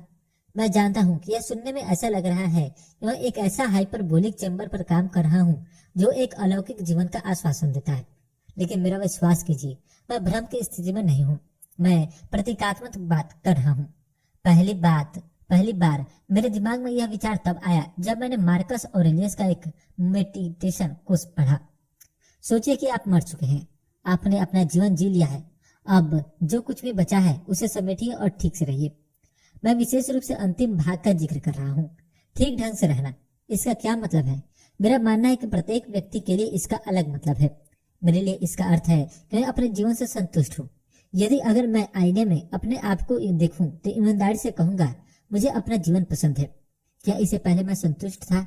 न, बिल्कुल नहीं। मेरा कोई सही करियर या घर या ऐसा कुछ भी नहीं था जिस पर मैं गर्व कर सकूं। और ऐसा क्यों था? क्योंकि मैं आज पर केंद्रित था। मैं चाहता था कि चीजें तेजी से घटित हो, इससे पहले कि आपको पता चले आप मर चुके होंगे। अब यह मानसिकता शुरुआत करने के लिए तो ठीक है, किसी के लिए भी इससे बड़ा झटका नहीं हो सकता कि उसे पता चले कि वह मर जाएगा। लेकिन जब आप जिंदगी जीने पर काम कर रहे हो तो इस तरह की ठीक सोच नहीं है। आज में जीना तो ठीक है, लेकिन बाकी चीजों की तरह इस सोच पर बहुत बल देना भी ठीक नहीं है। इसलिए मैं इस तरह जीना चाहता हूँ जैसे मैं अमर हूँ, क्योंकि जब आप हमेशा के लिए जीवित है तो आपके पास कुछ बनाने के लिए समय ही समय है। आप गलतियां कर सकते हैं और उसे सीख भी सकते हैं। तेजी से परिणाम प्राप्त करने का दबाव नहीं है। आप लोगों का सम्मान करेंगे क्योंकि आपकी तरह वे भी हमेशा जीने वाले हैं। मेरी मानसिकता में आई इस चुटकी भर बदलाव ने अपने जीवन के प्रति अलग दृष्टिकोण अपनाने में मदद की। मैं 10 या 20 साल आगे देखने से डरता नहीं हूँ। इससे मुझे आज का निर्णय लेने में मदद मिलती है। उदाहरण के लिए, मैं शायद आज बचत या निवेश करूंगा क्योंकि मुझे पता है कि भविष्य के डीडीएस को इससे फायदा पहुंचेगा। लेकिन आज के लिए क्या है डीडीएस? हाँ, मैंने संतुष्ट होने के बारे में कहा है। ठीक है, अजीब है, लेकिन मैं और अधिक संतुष्ट होऊंगा जब मैं अपना पैसा बचाऊंगा, या जब मैं स्वास्थ्यप्रद भोजन करूंगा, या रोज कसरत करूंगा। जब मैं इस विचार के बारे में सोचता हूँ तो मैं पाता हूँ कि कितने दिलचस्प तरीके से यह काम करता है। हम सभी जानते हैं कि हम मरने वाले हैं। हाल ही में मैंने इस बारे में एक लेख भी पढ़ा। यह अच्छी और बुरी बात दोनों है। अच्छी इसलिए है कि इससे हम जल्दबाजी करने लगते हैं, बुरी इसलिए कि हम बड़े कैनवास को नहीं देख पाते। अब कैसे रहते हैं, नश्वर या अमर व्यक्ति के रूप में? जो भी हो, मुझे आशा है कि आप अपने जीवन से संतुष्ट हैं, क्योंकि अंततः यही बात मायने रखती है। संयोजक शक्ति। आप कुछ भी हासिल कर सकते हैं अगर आप सब कुछ करने की कोशिश करना छोड़ दें। क्या आपने अपनी जिंदगी के लिए लक्ष्यों, इच्छाओं और आकांक्षाओं की एक लंबी लिस्ट बना रखी है? क्या आप और अधिक सीखना चाहते हैं, ज्यादा कमाना चाहते हैं, अपने कौशल को बढ़ाना चाहते हैं, अपने संबंधों से आप बहुत कुछ पाना चाहते हैं, बेहतर जिंदगी जीना चाहते हैं? ये सभी चीजें अच्छी है। जिंदगी आगे बढ़ते रहने और लगातार उन्नति रहने का नाम है। हालांकि इन सारे कामों, आपाधापी चाहतों और अधिक हासिल करने के बीच एक महत्वपूर्ण चीज है, आप सारे काम एक ही समय में नहीं कर सकते। और यह सामान्य समझ है, ठीक?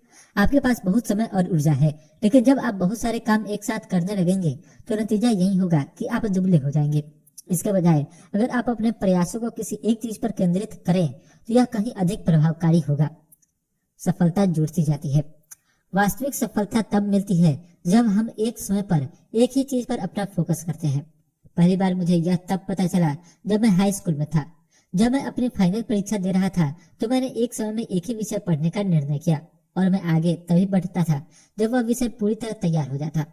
मैंने देखा कि यदि मैं इससे पूरी तरह डूब जाता हूँ तो मैं काफी तेजी से पाठ तैयार कर लेता हूँ। मेरे ज्यादातर साथी हर दिन कई विषय पढ़ते थे। मुझे यह तरीका पसंद कभी नहीं आया क्योंकि यह काफी बिखरा हुआ सा लगता है। अगर मैं एक प्रोजेक्ट पर काम कर रहा हूँ तो मैं कोई दूसरा बड़ा प्रोजेक्ट नहीं लूंगा। अगर मैं अपने ब्लॉग के लिए कोई नया पाठ तैयार कर रहा हूँ तो उस समय मैं कोई किताब लिखना नहीं शुरू करूंगा। इस रणनीति से मुझे अपना काम जल्दी और बेहतर करने में मदद मिलती है। इसलिए जब मैं एक चीज पर फोकस करता हूँ तो मैं ज्यादा काम कर पाता हूँ। इसी सिद्धांत पर लिखी गई पुस्तक द वन थिंग के लेखक गैरी किलर और जे पिप्सन कहते हैं, जब भी मुझे बड़ी सफलता मिलती मैं एक चीज पर अपना ध्यान और केंद्रित कर देता और जब सफलता हाथ से फिसल जाती तो मेरा ध्यान भी विचलित हो जाता। क्या आप बहुत सारी चीजों पर काम कर रहे हैं? क्या आपका ध्यान किसी एक चीज पर नहीं है? इस बात की बहुत संभावना है कि आप सर्वोत्तम अपेक्षित परिणाम प्राप्त न कर पाए, या और भी बुरा हो सकता है कि जब आप एक साथ बहुत सारे काम कर रहे हैं तो विफल हो जाए। वास्तविक दुनिया अलग है। सफलता क्रमिक होती है, न कि तत्कालिक चीजों से जुड़ती जाती है। आप एक हुनर सीखते हैं, आप एक प्रोजेक्ट पूरा करते हैं, फिर दूसरा। समय के साथ आपकी उपलब्धियां जुड़कर एक बड़ा प्रभावशाली कारनामा बन जाती है। यह खासतौर से पैसे के लिए सही है। ज्यादातर लोग समय के साथ पैसा बनाते हैं, कुछ ही अचानक धनवान बनते हैं। कोनोर मैकग्रेगर्स और इवान स्पीगल को छोड़ दीजिए, ये ऐसे लोग हैं जिन्होंने करियर जैकपॉट हिट किया। लेकिन आपको जीवन में सफलता हासिल करने के लिए किसी विशेष प्रतिभा या हुनर की जरूरत नहीं होती। अगर आप लंबा रास्ता अपनाते हैं, एक लक्ष्य के बाद दूसरा लक्ष्य प्राप्त करते हैं और कदम दर कदम अपनी संपदा बनाते हैं, तो बहुत संभव है कि आप एक अच्छी जिंदगी गुजारें। यह आसान है और हमेशा काम करता है। जो लोग ऐसा कहते हैं उनके पास इस बात को अपने जीवन पर लागू करने का संयम ही नहीं है। मेरे एक गुरु के पास कुछ ऐसे गुण हैं जो अनमोल है। इस संपदा को उन्होंने समय के साथ अर्जित किया है। वे अब 60 साल के ऊपर है।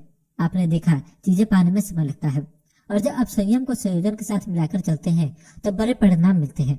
और यह कोई अनोखी बात नहीं है।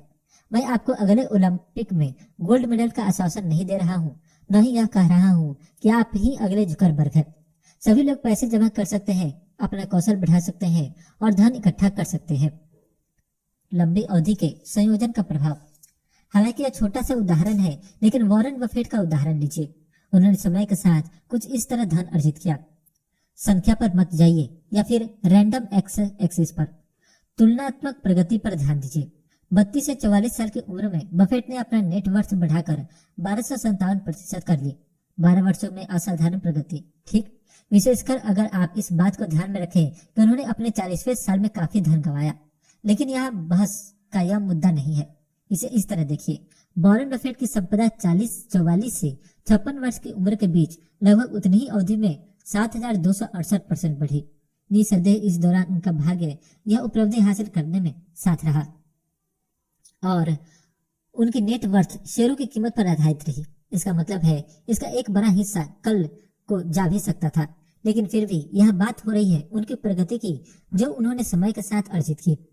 एक और बात, वॉरेन बफेट ने अपने नेटवर्थ का 99% 50 वर्ष की उम्र के बाद अर्जित किया। अब उन बेवकूफों के बारे में सोचिए जो अभी अपने जीवन के दूसरे तीसरे दशक में है, जो हमेशा अपने करियर की धीमी रफ्तार की शिकायत करते हैं। इससे आपको चीजों को सही परिप्रेक्ष्य में देखने में मदद मिलेगी। बहरहाल, वॉरेन बफेट के बारे में बहुत सारा मामला इंटरनेट पर है और बहुत सारे लोगों को यह भ्रम है कि आप स्टॉक मार्केट में निवेश करके अमीर बन सकते हैं। कुल मिलाकर आपको करना यह है कि आप उन तरीकों का इस्तेमाल करें जिसमें उनकी संपदा के सारे राज छिपे हैं। जी बिल्कुल सही, यह इस तरह का काम नहीं करता। व्यक्तिगत तौर पर मैं शेयर से नफरत करता हूँ और समझता हूँ कि आम आदमी को शेयर मार्केट से दूर ही रहना चाहिए। हालांकि वॉरेन बफेट क्रमिक सफलता का एक सटीक उदाहरण है। छोटे छोटे काम करके आप बड़ी चीजें हासिल कर सकते हैं जो समय के साथ बनती है। यह बात केवल धन के लिए ही लागू नहीं होती है। यही सिद्धांत आपके कौशल, स्वास्थ्य और संबंधों पर भी लागू होता है। आपका शरीर एक दिन, एक महीने या एक साल में मजबूत नहीं होता। इसमें वर्षों का निरंतर प्रयास शामिल होता है। चाहे जितने भी स्मार्ट काम आप करें, कोई शॉर्टकट नहीं है। उदाहरण के लिए 28 वर्ष से कम उम्र के साइकिलिस्ट शायद ही कभी बड़ी साइकिल रेस जैसे द टूर डी फ्रांस में हिस्सा लेते हैं, क्योंकि उन्हें प्रतियोगिता जीतने लायक शक्ति, सामर्थ्य और मानसिकता बनाने में काफी साल लगते हैं। अगर आप अपने जीवन में संयोजन का प्रभाव देखना चाहते हैं तो आपको एक समय में एक ही चीज पर फोकस करना होगा और हमेशा एक बड़े परिप्रेक्ष्य को ध्यान में रखना होगा। बात यहाँ आकर रुकती है। आप वहां पहुंच सकते हैं अगर आप उसके लिए काम करें। इस बात की चिंता कौन करता है कि यह कल होगा या 20 साल बाद, यह होगा, और यही बात है जो मायने रखती है। पिछले 3 वर्षों में लिखे अपने लेखों को पढ़ने और संपादित करने में घंटों खर्च करने के बाद मैंने पाया कि लोग बहुत सारे विरोधाभास है। मैं इससे बहुत खुश हूँ। अगर कोई खुद का ही प्रतिवाद नहीं कर सकता तो वह मूर्ख है। जिंदगी इस बारे में नहीं होती कि आप क्या जानते हैं, यह इस बारे में है कि आप क्या नहीं जानते, और हमारे पास कभी भी पर्याप्त जानकारी नहीं होती। यह हम दोनों के लिए अच्छी खबर है। इसका मतलब है कि जब तक हम मर नहीं जाते हमें सीखते रहना चाहिए। एक और बात, मैंने यह देखा कि मैं अपना लिखा खुद ही भूल गया था। यह मैंने लिखा, ऐसा नहीं है कि मैं अपने ही लिखे से प्रभावित था, बल्कि इसका उल्टा था। मैं इस बात पर आश्चर्यचकित था कि कितनी सारी जानकारियां हम भूल जाते हैं। अच्छी बात यह है कि मैं मानवीय भूलों के प्रति सजग हूँ। हम सोचते हैं कि हम बहुत कुछ जानते हैं क्योंकि हम बहुत पढ़े लिखे हो सकते हैं, लेकिन सच्चाई यह है कि हम याद रखने से ज्यादा भूल जाते हैं। मैं अपनी पढ़ी हुई चीजों को दोहराता रहता हूँ और कभी भी यह नहीं मान लेता कि मैंने अमुक विषय पर महारत हासिल कर ली है, क्योंकि हमेशा कुछ जानने सीखने को होता है। इस पुस्तक को पढ़ने के लिए धन्यवाद।